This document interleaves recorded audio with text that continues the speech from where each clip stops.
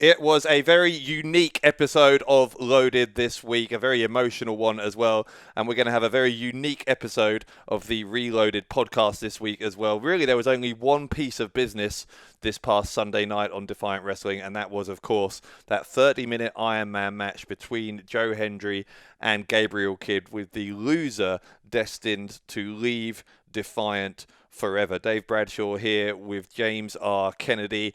James, we'll get on to what happened in the match in a second, but my goodness, that was one of the more memorable episodes of Loaded we've ever had. It really was, and I said as Joe Hendry came through the curtain for that match, this is the match that everyone wants to see, and you could tell with the looks on Joe Hendry and Gabriel Kidd's faces, this is the match, or that was the match rather, that both of those men dearly wanted, and I don't think anyone could say it disappointed. No, absolutely not. And obviously, there's going to be spoilers here, so if you haven't seen Loaded this week, then obviously go do that before you listen to any more.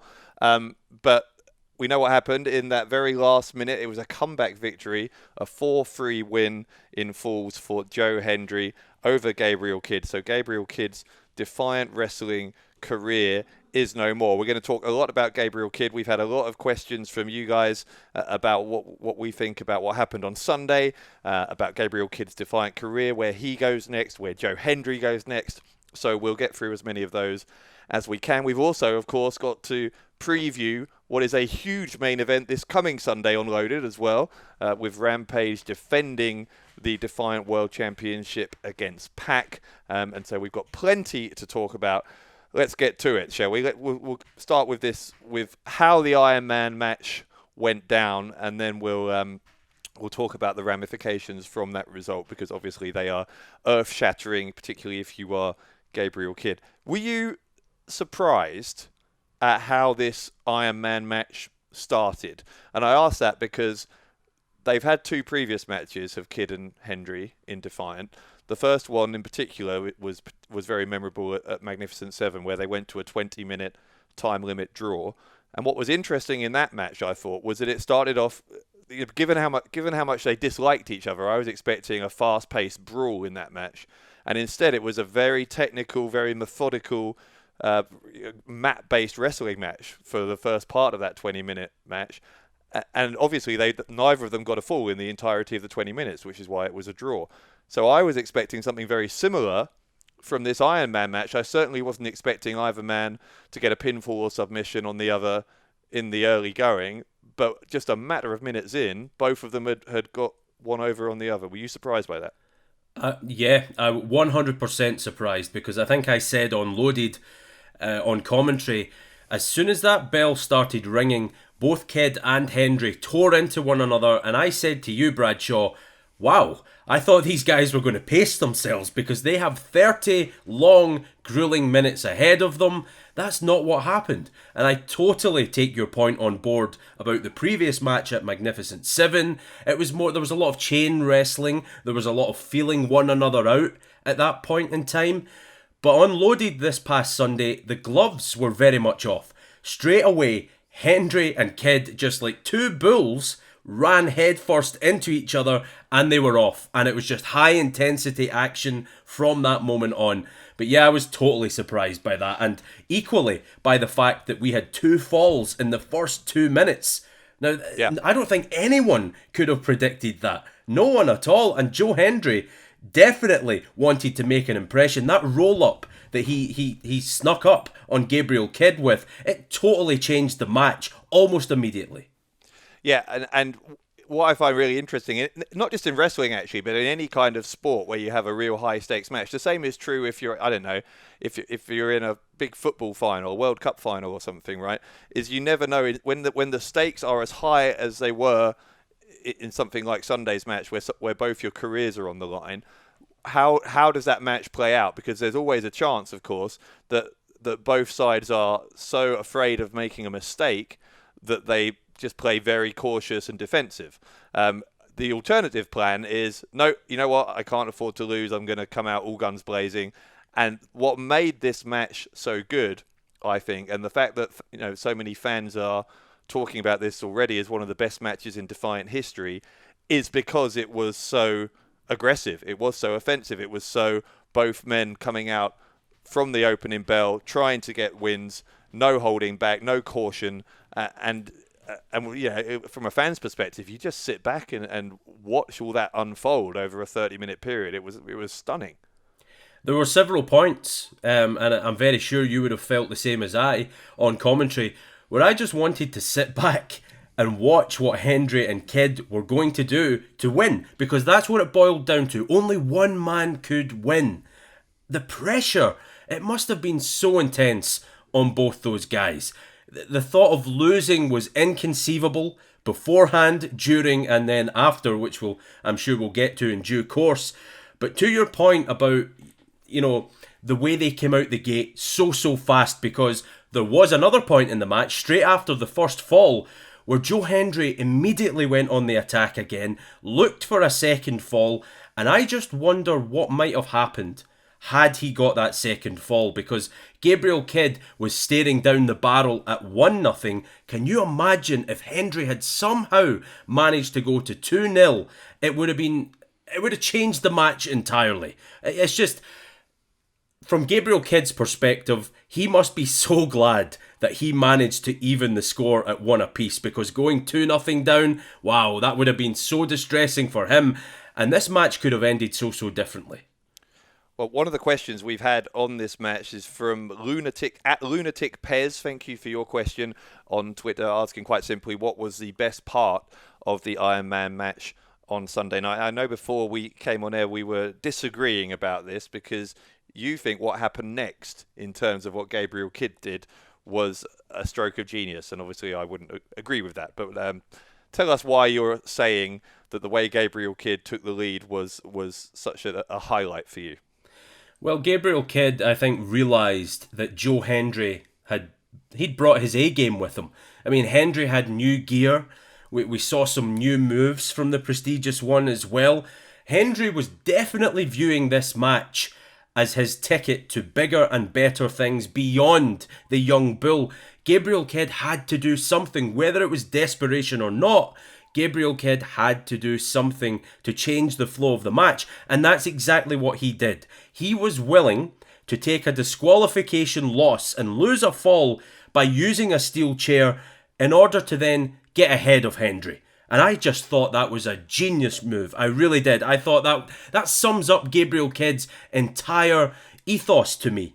This man thinks of the long-term strategy in professional wrestling, and that's what makes him so great. And it's why he's such a huge loss. I said last week on this very podcast that whether or not it was Joe Hendry or Gabriel Kidd who left Defiant Wrestling, there was going to be a huge hole in that roster, and I still think that rings true now that the young bull is out of here. But what a genius move to introduce that steel chair and up the intensity and violence of the Iron Man match. Well, I agree with you that it was very much typical of what we've come to expect from Gabriel Kidd. I think where we disagree is on whether that's a desirable trait or not. I mean, I think for Gabriel Kidd so again, for those who haven't seen it, what happened, as you say, is Gabriel Kidd used a chair, therefore lost the third fall, went 2-1 down, but then immediately pinned Hendry to level it up at 2-2. And then with Hendry still injured from the chair shot, or still knocked out at least, Kidd hits a tombstone pile driver for a 3-2 lead. So essentially, he uses a chair, he cheats to give himself a temporary losing position, but ultimately to give himself a full advantage, right? What can you say? It just goes to everything we've disagreed about with regard to Gabriel Kidd for the past year and a half, where you think that that's a perfectly acceptable thing. You think the end justifies the means where it comes to Gabriel Kidd for all of his actions, and I just think there are some things that no wrestler should do. I would like to think that any wrestler who is in a match against an opponent who also has their career on the line would have sufficient respect for their opponent that they would know not to take that path to give themselves a lead, but apparently not. Here's what I think, right? Now, I totally understand what you're saying. Yes, this was a match that was all about respect. Athlete versus athlete. Only one can win 30-minute Ironman match. Let them go at each other and see what happens. However, I actually think if we look at it a different way, that Gabriel Kidd was showing an awful lot of respect to Joe Hendry, if not as a human being, as a professional wrestler, because I think Kidd realised, hey, wait a minute, I have to do something pretty special here if I want to change the flow of this match. Hendry he's come out all guns blazing. He wants to put me away for good. I have to do something. Again, even if it seems desperate, I have to do something to change that. That's what the steel chair was all about. I actually believe, in some twisted, strange way, that this was the young bull's way of showing respect to the prestigious one by introducing that steel chair and using a weapon to regain the advantage. Well, after that, obviously things went on for a long time with Gabriel Kidd in control. And I will give Kidd credit, by the way, is regardless of how he took that lead, once he had a 3-2 lead in the match, the way he managed the clock, the way he ensured that time ticked away without ever really giving Hendry that many openings to get back into the match, that was masterful. And that was a level of good sense, if you like, a good management of a wrestling match that seemed well beyond someone of his age. You know, he's still only 22 years old. People forget that because he's so accomplished in the ring. That was great.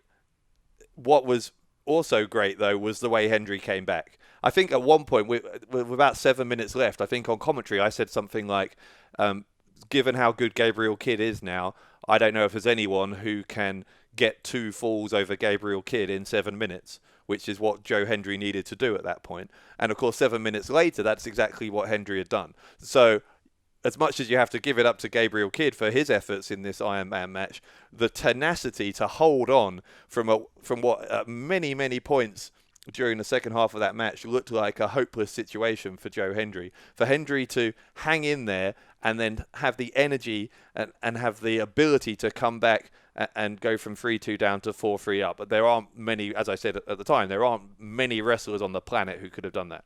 Oh, absolutely. Listen, I've known Joe Hendry for a long, long time. I was introduced to Joe Hendry just several months after he had his very first match as a wrestler. And I've long since admired the skills and the poise and the way Joe Hendry carries himself as a man as well. But I don't think I've ever witnessed a performance from Joe Hendry as good as that one. Now, we're talking about a man who has been to the Commonwealth Games as part of Team Scotland. We're talking about a man who has been Defiant Wrestling World Champion. He's won championships all over the world. And I've been there for many of those victories, but I do not believe that I have ever watched Joe Hendry be that good. I'm with you, Bradshaw. With 7 minutes to go, I did not believe. I wanted to believe, perhaps, because there's still a part of me that has affection for Joe Hendry given our past together, but I just couldn't bring myself to believe. Nothing that happened in that match up to that point convinced me that Joe Hendry had enough in the tank to overcome Gabriel Kidd with 2 straight falls at least and win that match. I just thought, as you say, Kidd managed the clock spectacularly. That wasn't the case at the end, though, because ironically almost, the clock actually came back to bite Gabriel Kidd. And that was something that stood out to me, that he spent all this time in this match managing that clock, and then ultimately it was a lack of time that really cost Kidd in the end. Yeah, and this won't be popular with a lot of people, especially given what happened after the match. But my favourite part of the match, I'll be totally honest with you, my favourite part of the match was when it all came crashing down for Kidd, and he had that 1 minute left where he had to try and get back into the contest. But it was in that minute with that look on his face that I think he realised the way he has been behaving, not just towards Joe Hendry in the past few weeks and months, but towards other people as well. Ultimately, that was a way of being in Defiant Wrestling that he couldn't sustain, because it came to a point that when he ran into someone like Joe Hendry, they reached a level of aggression towards each other that the company wasn't big enough for both of them to stay in it. And so they had to have this match, and it was because of Gabriel Kidd's antagonism that it reached that point, and then it all backfired on him. Much in the same way, by the way, that his feud with David Starr did. You know, he was number 30 at one point in that No Regrets Rumble.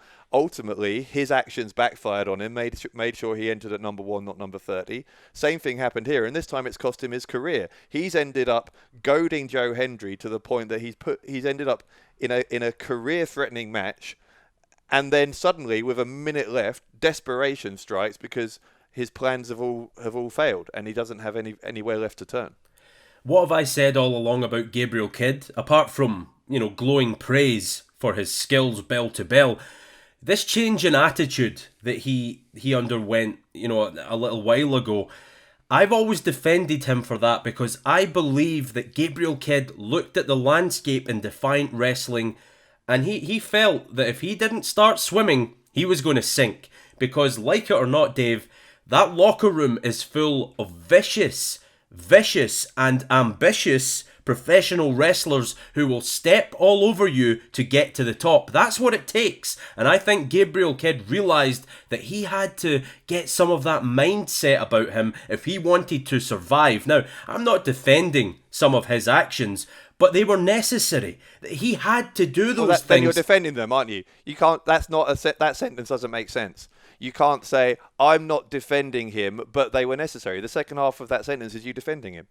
But listen, you can't have a pop at me for any bias, because it's very clear that for the longest time you have felt that Gabriel Kidd is a disgrace, and that has coloured your opinion on some of his actions. If you look at the bigger picture of some of the other athletes that we have in Defiant Wrestling, some of whom you really like as human beings, some of them do disgraceful things as well. That is professional wrestling. This is a combat sport.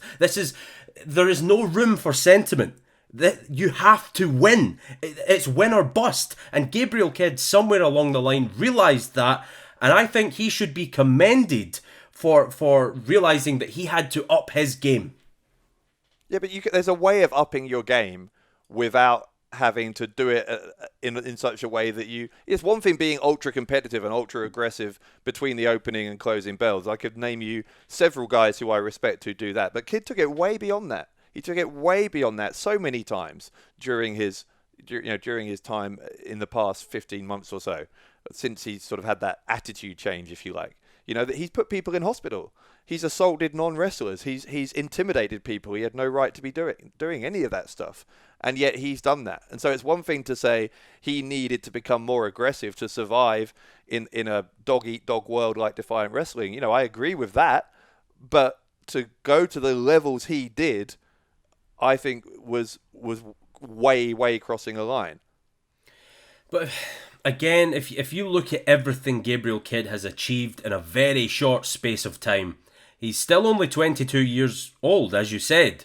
He's young. He will make mistakes. He will have errors in judgment. That's just life. That's the way it is. And I can already tell, and before we even get to it, that you were stunned that our general manager showed face, and you were stunned at what happened, because I think that you believe, Dave, that General Amin was there to rub Gabriel Kidd's nose in it, and that's simply not what occurred. Oh no, I didn't really know why he was out there. I mean, I think, and I've been thinking about this a lot actually in the past few days, because I think the last thing that I said before we stopped commentating there was goodbye and good riddance, right, to Gabriel Kidd, and that's how I felt. I mean, that is how I felt, and I can't deny that that's what I was feeling given the way he has behaved over the past year and a half in this company. Looking at it now, looking at what happened after we finished speaking, when Amin comes out, and then ultimately there's that hug between the two, a show of respect, and Gabriel Kidd gets on the microphone, as you'll see at the end of Loaded, and actually for the first time in well over a year is respectful and is the kind of Gabriel Kidd that we first knew in Defiant. Does that make me or anyone else change their opinion of Gabriel Kidd? And the more I think about it, the more it makes me sad, actually, because it just makes me think, you know what, that integrity, that kind of positivity and the sort of, not to be cheesy, but the sort of the good half of Gabriel Kidd's soul did always exist then. It's what we used to love about him when he was that underdog. He went on that losing streak, remember, and then he finally beat Cody Rhodes of all people to become the internet champion, the youngest champion in Defiant history at that time. All of that stuff was amazing, and that's why so many of us, I think, felt like he'd stabbed us all in the back when that attitude change happened and when he just became so disdainful towards all of the fans, And so for the longest time now, for a year or so, we've all been saying, oh, why doesn't Gabriel Kidd still have that in him to be a decent human being? And then ultimately he did have it in him. We saw it, but we only saw it when he'd already lost his career. It took him losing his Defiant career for us to see that side of Gabriel Kidd, that good side of Gabriel Kidd, come out again. And that's really sad, because as much as I respect it, and ultimately I gave Kidd a standing ovation, much like most of the Defiant fans did on Sunday night, and I guarantee you that wouldn't have happened before the match, and it wouldn't have happened after the match unless he'd done what he did with Amin. So all the fans gave him a standing ovation based on his behaviour after that match. But why does it take the end of your career for you to find that part of you within you?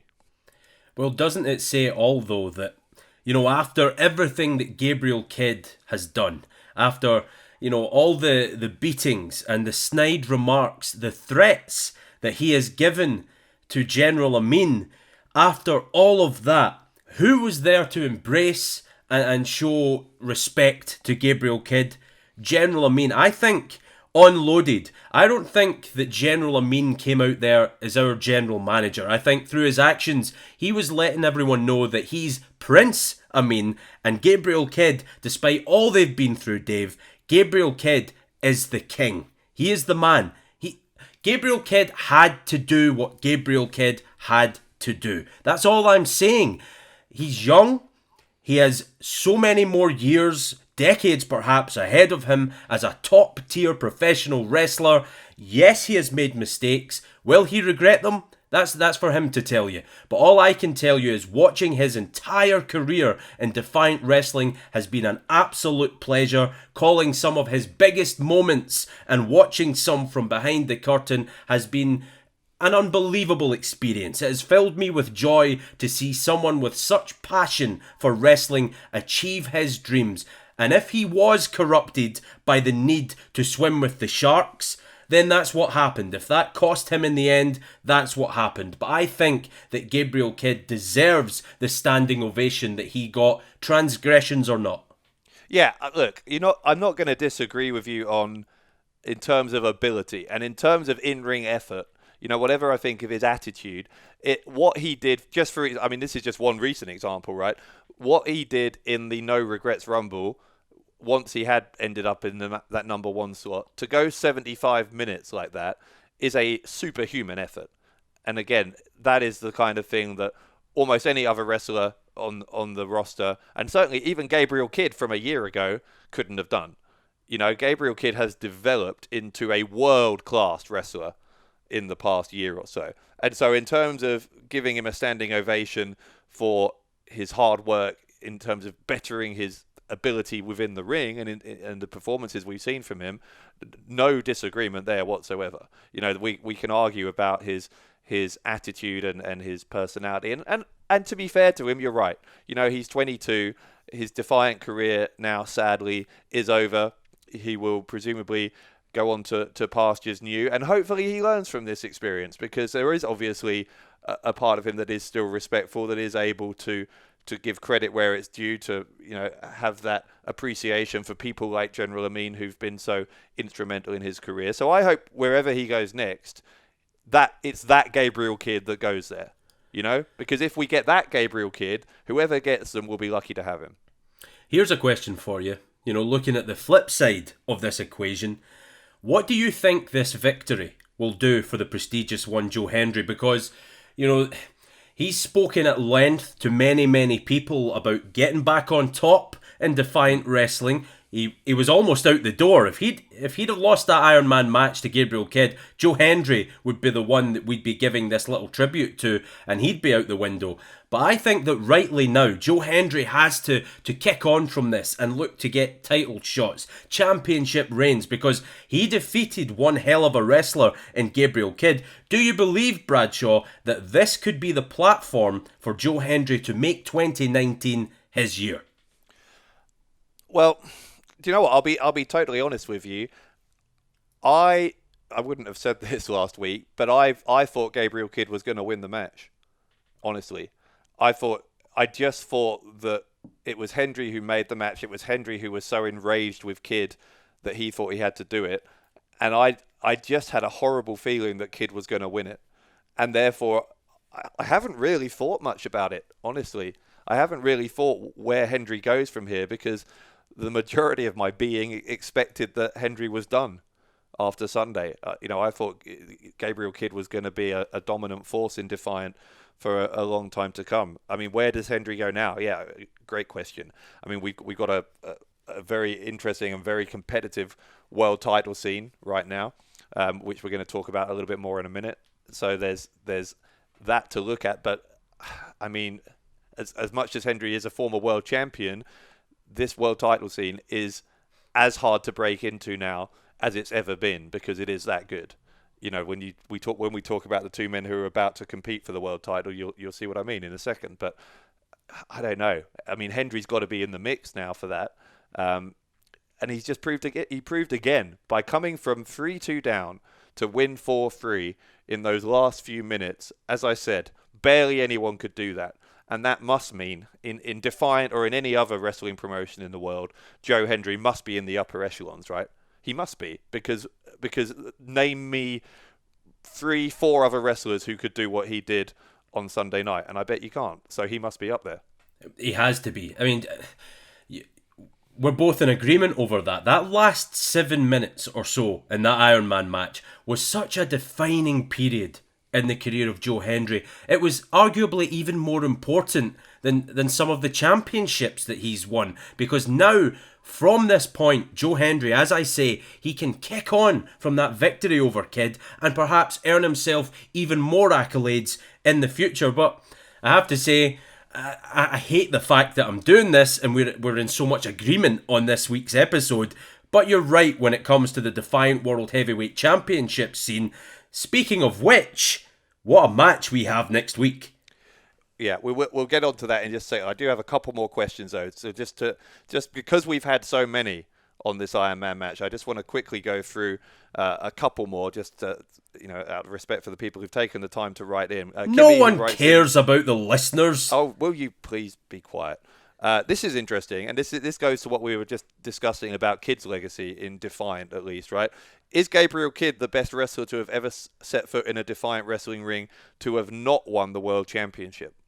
Wow, that's huge when you think about it, and that's a very valid point as well, because Gabriel Kidd, you have to believe, if he had beaten Joe Hendry in that Iron Man match, there would be nothing on planet Earth today that could convince me that Gabriel Kidd wouldn't be a future Defiant World Heavyweight Champion. He almost was on several occasions.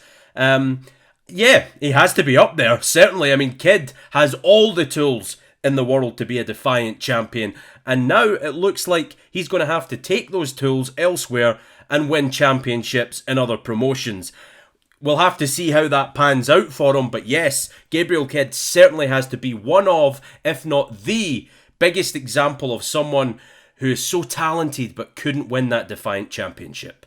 And of course, in terms of who are the people who've come closest to winning that world championship without actually winning it, Gabriel Kidd is up there, because he had two different world title matches against Rampage in the past year, if you remember, both of which he came incredibly close to winning that world title. So he's definitely in that discussion. The other person I would probably put in that discussion, I might be missing some others, but just off the top of my head, the other person you'd put on that list is David Starr, isn't it? Well, I have to eat humble pie when it comes to David Starr. After he won that No Regrets Rumble, he looked down at the commentary desk and he basically had a go at me for having a go at him. Now, I would like to point out that technically I wasn't trying to insult David Starr by calling him the nearly man. It was simply an observation, but he has shattered any thought of being a nearly man almost. Because I'm going to have to be that guy, Bradshaw, and let you know that until David Starr wins that Defiant Championship, still, in my eyes, unfortunately, I might add, he's still a nearly man. You cannot be anything else when you're coming so painstakingly close to winning the big one, but he hasn't won it yet. We'll have to see how this pans out. I'm not saying that David Starr won't be a Defiant champion in the future, but as of right now, he isn't. So, we talked about this a little bit last week, but let's just revisit this now. I think it's pertinent because we are headed into this Sunday where we're looking at this title match between Rampage and Pac. At the moment, David Starr can essentially sit back with his feet up, right? He's headed towards June 29th, Built to Destroy. He knows he will challenge for that world title by virtue of winning the No Regrets Rumble. His place in the main event of Built to Destroy is already set in stone. But who would he like to see across the ring from him? Who would he rather face out of Pac and Rampage? Because he's going to be watching that, like the rest of the world. He is going to be watching Rampage versus Pac this Sunday on Loaded, and he will know that whoever wins that, he's going to have to face. So if you're get in the mind of David Starr for a moment and tell me, who would you rather face? Well, I said it previously, and I'm not saying this lightly either. Maybe it's Pac, and that's not an insult to Pac. That's not running down his skills in any way, because he is one of the finest wrestlers in the world. However, when you look at the other side of things, look at who Rampage is, first and foremost, and then look at who he has in his corner. Rory Coyle has played such a huge part in everything in Defiant Wrestling over the past stretch. He has been a difference maker around here. He changed the course of that championship by winning it from Rampage, then changed Rampage perhaps forever. So I think if you're David Starr, would you rather, have the threat of Rory Coyle at ringside and Rampage across from you, that distraction of Coyle, the whole package? Or would you rather go nose to nose and put your skills to the test one-on-one against Pac? I think looking at David Starr from the outside in and the kind of competitor that he is, he would rather take Pac because he would rather have that competitive match than deal with all Coyle's lunacy and all that it entails.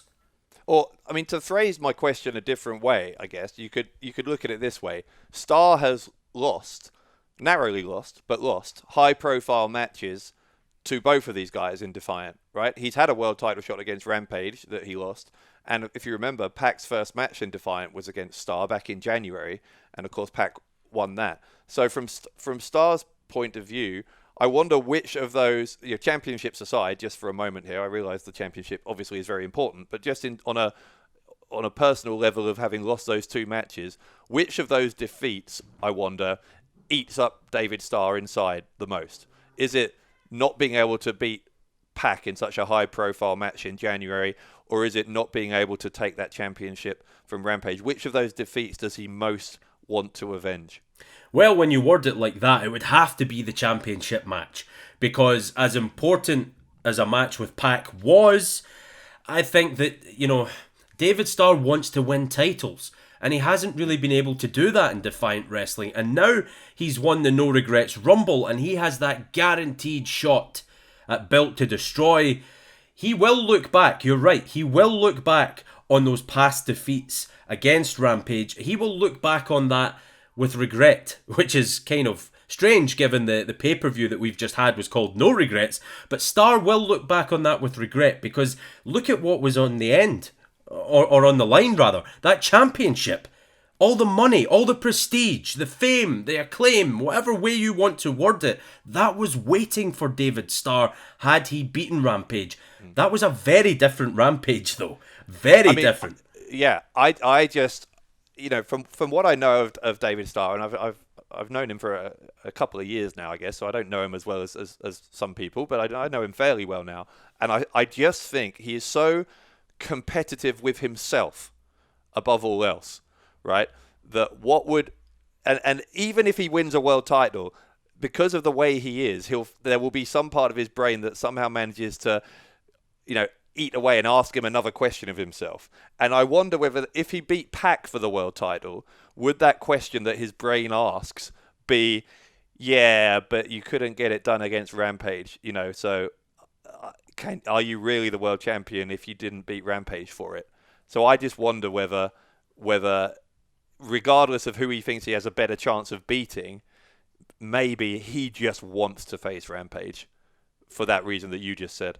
Well, it would be quite the ending, a fairy tale one at that, if David Starr did beat Rampage and become the new Defiant champion.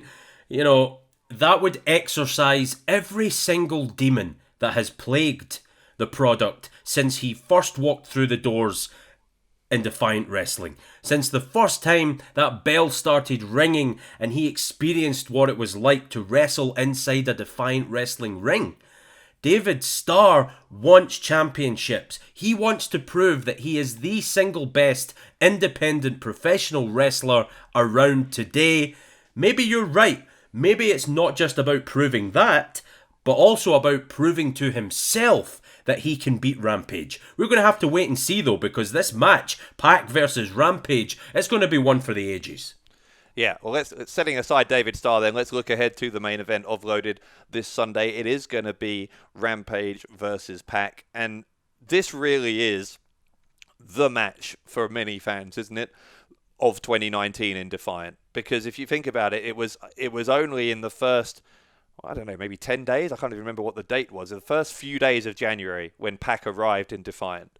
And since then, I think for many fans, looking at Pac, who's gone on a series of victories, he's had 3 victories now in Defiant over David Starr, over Robbie X, over El Fantasmo, and with each of those victories mounting on top of the last, that clamour among fans asking, what would happen though?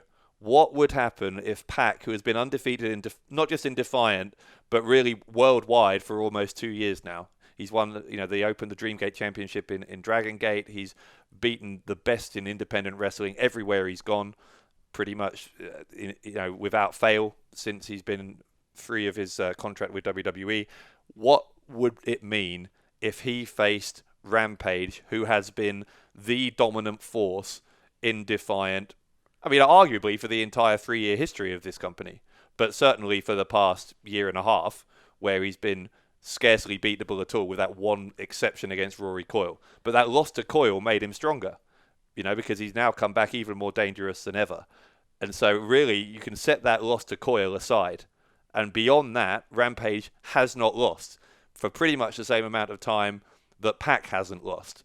And so it's very hard to imagine either of these guys getting pinned or submitting. So where do we go? And I think that's the question fans have been asking all year. That's why it's exciting, because we're going to get an answer on Sunday. Yeah, we're going to get an answer one way or another. Rory Coyle is the X factor to me, because when you look, I said it a little earlier on when we were talking about David Starr. When Rampage wrestled David Starr last, it was a different Rampage. And it would have been cool to see that Rampage go against Pac, but now we have the added layer of menace that Rory Coyle has shoveled onto Defiant Wrestling, because he has changed Rampage completely. This is not the same man that once held that Defiant Wrestling Championship for almost a full calendar year. This is a monster. This is a beast. This is a man who is willing to pile drive a helpless woman. Well, I say Vicky Haskins is a helpless woman, but have you seen the way she walks around with that barbed wire baseball bat? I think helpless might be the wrong word. Yeah. But anyway, my point is that Rampage previously wouldn't have even dreamed about attacking Vicky Haskins. He wouldn't have done anything like that. He was a true ambassador for Defiant and everything this company stands for. Rory Coyle has altered his mind, and with it, he has altered the entire face of Defiant Wrestling, including that championship. If Pac wants to wrestle that championship away from Rampage, which I'm damn sure he does, we talk about Joe Hendry and Gabriel Kidd bringing their A game in that Iron Man match. Think about what Pac will have to do, the lengths he will have to go to defeat Rampage. All right, well, it is going to be Pac versus Rampage. It all happens in the main event of Loaded this Sunday. Loaded, of course, coming to you Sundays at 8 p.m. UK time on the Defiant Wrestling YouTube channel. So make sure you join us for an episode of Loaded, which is every bit as big as this past Sunday's was with the Iron Man match. They are coming thick and fast, these big nights on Loaded at the moment. It's not just the championship match, though, by the way, on Loaded on Sunday. We have this tag team match coming up. Now, this is an interesting one. CJ Banks, who is a newcomer to Defiant, certainly not a newcomer to British wrestling, but new in Defiant, teaming with Lizzie Styles. They are a romantic item away from the ring, which is now known as having been described in some detail by Lana Austin on Sunday. It's going to be those two against Austin and Visage. We'll talk about the match in just a second, but briefly, what did you make of Lana Austin's comments back in the locker room area with regard to this upcoming match on Sunday? Because essentially, what Austin said was that CJ Banks has only been given a job in Defiant because of who he's sleeping with, was essentially what she said. There's no way of sugarcoating that. Wow. I mean, this has been a personal feud between Lizzie Styles and Lana Austin, but that's different level, isn't it? Oh, different level, but I would use another word which begins with D as well. And no, it's not the one you're thinking. Get your mind out the gutter. It's disgusting. I don't know what stunning Lana Austin is playing at here, because if you look at the career of CJ Banks over the past decade plus in British professional wrestling, he has been impressive. He has held his own against the cream of the crop. He's not only here in Defiant now because of who he's sleeping with or romantically involved with. He is here because he is mechanically sound. He has the arrogance, he has the anger and the enthusiasm, determination and talent to be a big hit here in Defiant Wrestling. So I thought it was a little cheap from stunning Lana Austin. I've been a Lana Austin fan for the longest time as well, but I don't know what she's playing at here, Dave. I just thought it was disgusting. You really got your thesaurus out there, didn't you, to find some superlatives to describe CJ Banks? I've put it away now, don't worry. How many was that? 6 in a row? Goodness me. I agree, by the way, actually, oddly, which has been an unsettlingly common theme today. CJ I don't Banks, like it. No, nor do I. It's making me feel quite uneasy. But I don't think for a second that CJ Banks is here because of his relationship with Lizzie Styles. CJ Banks is a very, very dangerous competitor and a very accomplished one as well. No doubt about that. But it's not the truth or otherwise of that statement that interests me. What interests me about it is how Styles will react. Because Lizzie Styles isn't known for being even-tempered. Should we put it that way? And so, going into this tag team match, having been undoubtedly infuriated by what she heard from Lana Austin this past Sunday, I don't know what we're going to see from the women's champion on Sunday, but I'm tempted to take shelter. Yeah, I would say that the one-woman army is going to be ferocious on Loaded, and perhaps rightly so, because Lizzie Styles came in here on her own merits. She won the Defiant Women's Championship. She has fought valiantly and fairly against everyone that she's come up against. And now, all of a sudden, just because CJ Banks, who can stand on his own 2 feet as a professional wrestler, just because Banks comes into the equation, stunning Lana Austin sees an opportunity to get under Styles' skin and use that against her. I don't think it's on. I really don't. I mean, well, hang on, though. Turnaround is fair play, though, because Lizzie Styles has said things just as bad and done things just as bad to Lana Austin over these past few months that they've been feuding over the women's title. It's not like Lana Austin is the villain here and Lizzie Styles is some innocent party. I mean, I'm not casting aspersions on Lana Austin for saying this stuff. I'm just saying it's a very interesting new strategy by Austin to get under the skin of Lizzie Styles, because we haven't seen Austin go there yet until now, have we? We haven't. And, up until Loaded, she was willing to go at it all on her own, and then along came Visage, and it looks like Jack Sexsmith is out for a while. It looks like he's going to have some time on the injured list. Visage looking for a new partner, and Visage suggested that stunning Lana Austin, form this kind of, well, they're still calling it the tuck shop, but I'm not sure how that works. But that's what they're calling it. Well, everyone gets served in the tuck shop, right? Oh, don't you start. I bet you've got the T-shirt and everything. It's Tuck Shop Mark II, I guess, is how you describe it. Anyway, we'll see what happens in this very unique tag team match as Lizzie Styles teams with CJ Banks to take on Lana Austin and Visage on Sunday. The other match that's happening on Sunday, this actually, we've had a question along these lines at CK Aries 67, Connor, I think his name is, has said, who do you think will be one to watch in Defiant in the next year or so?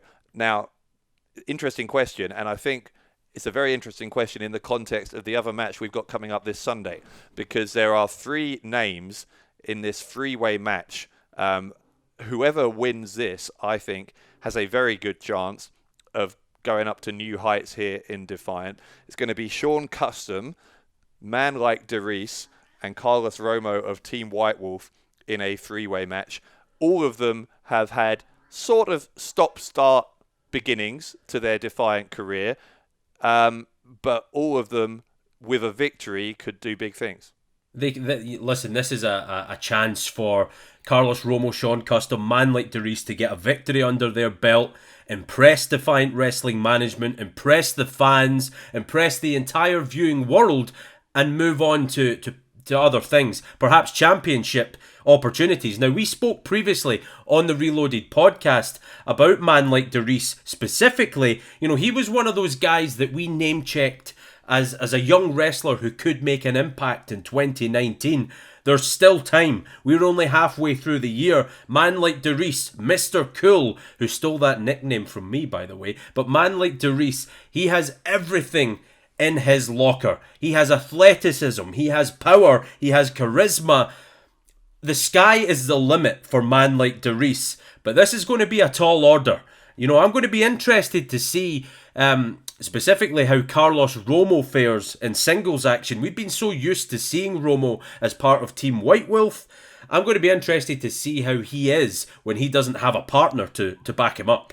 Yeah, Romo's an unknown quantity, I think, in a singles situation or in a 3-way in this case. Without a partner, we don't really know how good Romo is in that environment, because it's a very different thing, isn't it, to do tag team wrestling where you do have that partner who you can turn to if things are going bad. You don't have anyone in a singles environment. It is all on you, and we're yet to see whether Romo can or cannot thrive in that environment. So it's very hard to give a prediction in terms of him. I think if I had to bet money, I'd bet on Sean Custom, because Custom is coming off 2 tremendous matches against Robbie X on Loaded in the past few weeks.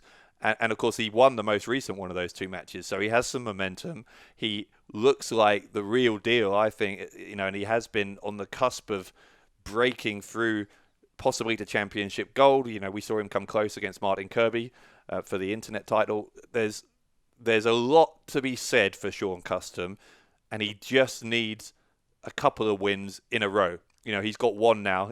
This would be 2 in a row if he wins on Sunday. He's going to be very motivated to do it. I think Custom's got to be your favourite headed in. Well, we're going to have to wait and see what a card this is for Loaded. Let's be honest, you said it. Huge episode we've just had, dominated by one match in particular, that Iron Man match between Joe Hendry and Gabriel Kidd. And now we have 3 huge matches coming up on this week's Loaded, topped off with that World Heavyweight Championship showdown between Pac and Rampage. I can't wait.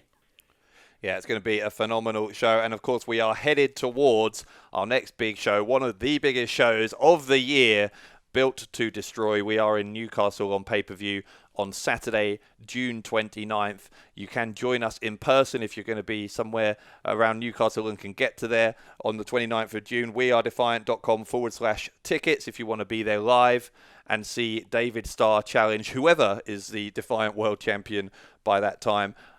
Also, you can, of course, watch on demand at Access Defiant. That's access.wearedefiant.com.